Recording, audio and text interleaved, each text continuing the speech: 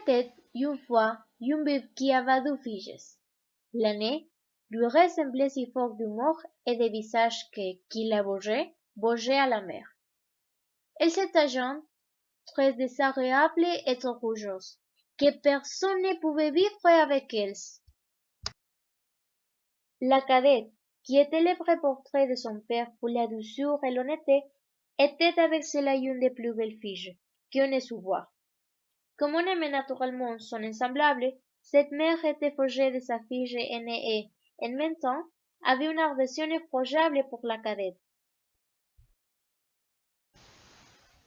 Elle a fait son, manger à la cuisine et travailler sans cesse.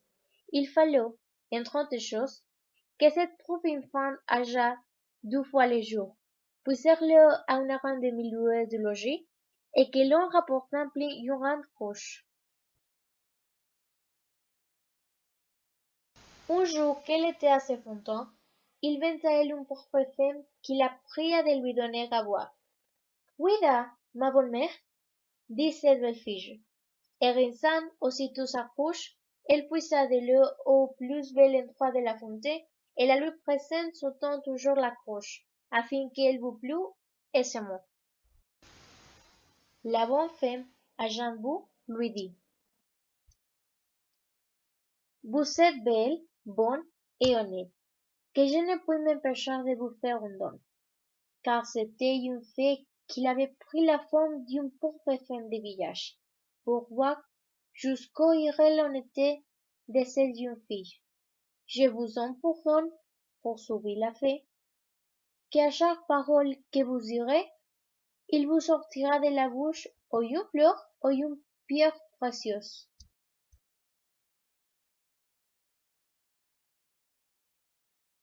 Lorsque cette belle fille arriva au logis, sa mère la ronda de revenir tard de la fontaine. Je vous demande pardon, ma mère, dit cette pauvre fille, d'avoir tard si longtemps. Et en disant ces mots, il lui sortit de la bouche du rose, du perle et du rose diamant. Que vois-je là? Dit sa mère tout étonnée. Je crois qu'il lui sort de la bouche des perles et des diamants. D'où vient cela, ma fille?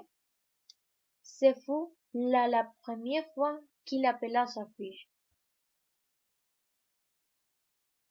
L'enfant lui raconta brièvement tout ce qui était arrivé.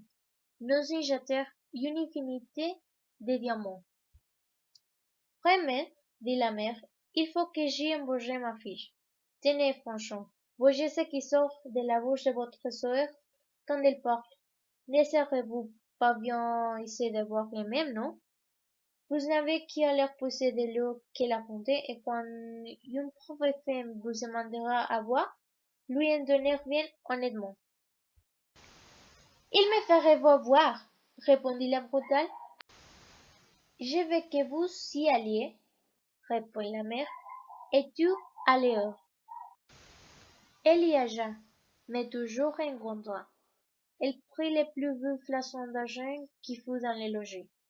Elle ne fut pas de plus temps arrivée à la fontaine qu'elle vit sortir du bois une dame magnifiquement vêtue qui vint lui demander à boire. C'était la même fée qui avait apparu à sa sœur, mais qui avait pris l'air de les habits d'une princesse, pour voir jusqu'où irait la malhonnêteté de cette fille. Est-ce que je suis ici venue, lui dit cette brutale rougeuse, pour vous donner à boire? Justement, j'ai apporté un flasson d'argent, tout ce prêt pour donner à boire, madame. J'en suis d'avis. Buvez, à même si vous voulez. Vous n'êtes rien honnête, reprit la fée, sans se mettre en colère. Eh bien, puisque vous êtes si un peu obéissante, je vous en pardonne qu'à chaque parole que vous direz, il vous sortira de la bouche un serpent ou un crapaud. D'abord que sa mère l'aperçut, elle lui cria: Eh bien, ma fille.